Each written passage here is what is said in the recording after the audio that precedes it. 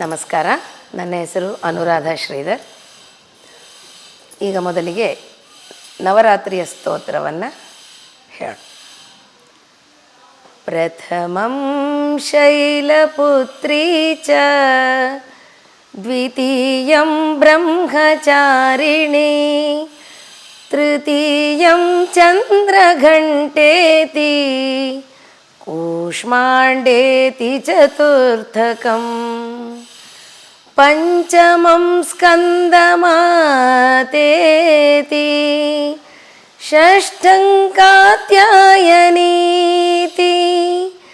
ಸಪ್ತಮಂ ಕಾಲರಾತ್ರೀತಿ ಮಹಾಗೌರೀತಿ ಚಾಷ್ಟಮಂ ನವಮಂ ಸಿದ್ಧಿದಾತ್ರೀ ಚ ನವದುರ್ಗಾ ಪ್ರಕೀರ್ತಿತಾಃ ಉಕ್ತಾನ್ಯೇತಾನಿ ನಾಮಾನಿ ಬ್ರಹ್ಮಣೈವ ಮಹಾತ್ಮನಃ ಬ್ರಹ್ಮಣೈವ ಮಹಾತ್ಮನಃ.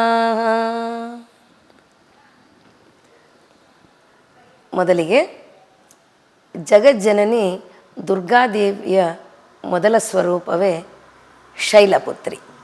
ನವರಾತ್ರಿಯ ಮೊದಲನೇ ದಿನ ನಾವು ಆ ತಾಯಿಯನ್ನು ಶೈಲಪುತ್ರಿಯ ರೂಪದಲ್ಲಿ ಆರಾಧನೆ ಮಾಡ್ತೀವಿ. ಶೈಲ ಅಂದರೆ ಪರ್ವತ, ಶೈಲಪುತ್ರಿ ಪರ್ವತರಾಜನ ಮಗಳು ಅಂತ. ದಕ್ಷರಾಜನ ಮಗಳು ದಾಕ್ಷಾಯಣಿ ತನ್ನ ಪತಿಗೆ ಅವಮಾನ ಆಯ್ತಂಥೇಳಿ ಯಜ್ಞಕುಂಡದಲ್ಲಿ ತನ್ನ ಪ್ರಾಣತ್ಯಾಗವನ್ನು ಮಾಡ್ತಾಳೆ. ಅವಳೇ ಮುಂದಿನ ಜನ್ಮದಲ್ಲಿ ಪರ್ವತರಾಜನ ಮಗಳು ಪಾರ್ವತಿಯಾಗಿ ಅಂದರೆ ಶೈಲಪುತ್ರಿಯಾಗಿ ಜನಿಸ್ತಾಳೆ.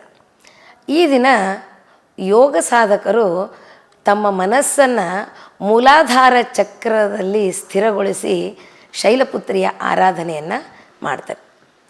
ಇದು ಸಾಧನೆಯ ಮೊದಲ ಮೆಟ್ಟಿಲು ಅಂತಲೇ ಹೇಳ್ಬೋದು. ಈ ಮೂಲಾಧಾರ ಚಕ್ರದ ಬಣ್ಣ ಬಂದು ಕೆಂಪು ಬಣ್ಣ. ಮೂಲಾಧಾರ ಅಂದರೆ ಪೃಥ್ವಿ ತತ್ವ. ನಾವು ಶೈಲಪುತ್ರಿಯ ಆರಾಧನೆಯಿಂದ ಇಂದ್ರಿಯ ನಿಗ್ರಹ ಶಕ್ತಿ ಬರ್ತದೆ, ಬಲ ಬರ್ತದೆ, ಹಾಗೂ ಶೌರ್ಯ ಪ್ರಾಪ್ತಿ ಆಗ್ತದೆ. ಅವಳಿಗೆ ನೈವೇದ್ಯ ಬಂದು ಗೋಧಿ ಪಾಯಸದ ನೈವೇದ್ಯವನ್ನು ಮೊದಲನೇ ದಿನ ಮಾಡ್ತಾರೆ. ಇದಿಷ್ಟು ಶೈಲಪುತ್ರಿಯ ವಿವರಣೆ. ನಮಸ್ತೆ.